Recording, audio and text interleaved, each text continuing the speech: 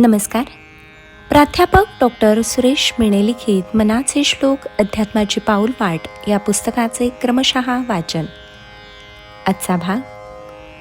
विचारूनी बोले विवंचूनी चाले, तयाचे निसंतप्त तेही निवाले.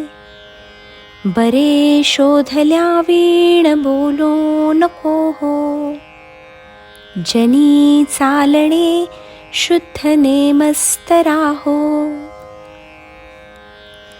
या श्लोकात समर्थांनी विचारपूर्वक बोलणे व विचारपूर्वक चालणे म्हणजेच कृती करणे किती आवश्यक आहे ते सांगितले आहे.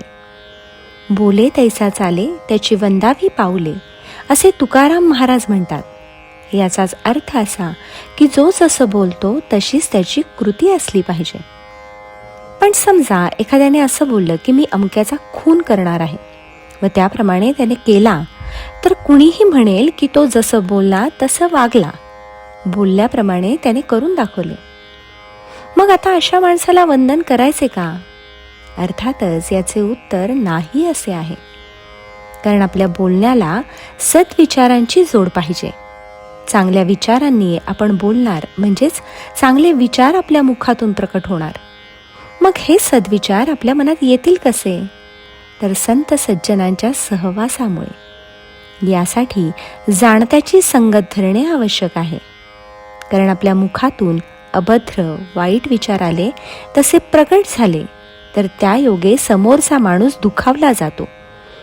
इतर सर्व काही दुरुस्त करता येते, पण बोललेले शब्द हे बाणासारखे असतात.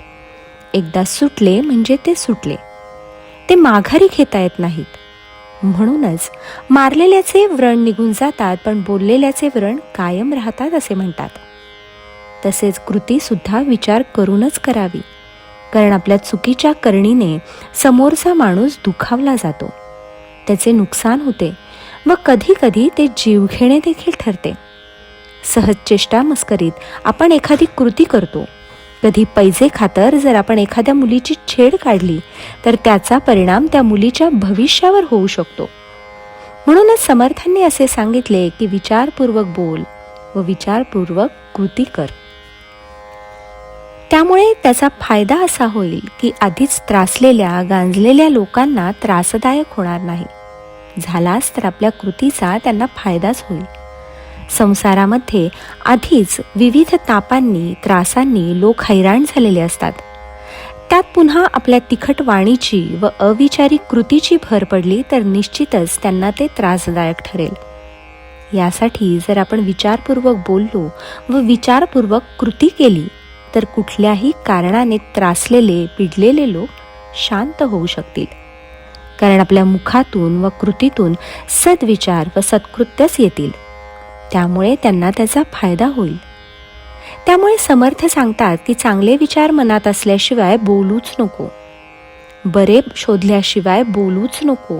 आणि यासाठी आपले जनातील वागणे बोलणे हे नेमस्त म्हणजे अटोपशीर व शिस्तशीर असावे. मोजके परंतु चांगले बोलल्याने लोकांचे आपल्याकडे लक्ष जाते. व्यर्थ बडबडणाऱ्या माणसाकडे कुणीही गांभीर्याने पाहत नाही. त्यामुळे आपण जर योग्य बोललो व सद्विचाराने बोललो व कृतीतूनही आपण आपला चांगुलपणा दर्शवला, तर आपले व इतरांचे देखील कल्याण होईल. जय जय रघुवीर समर्थ.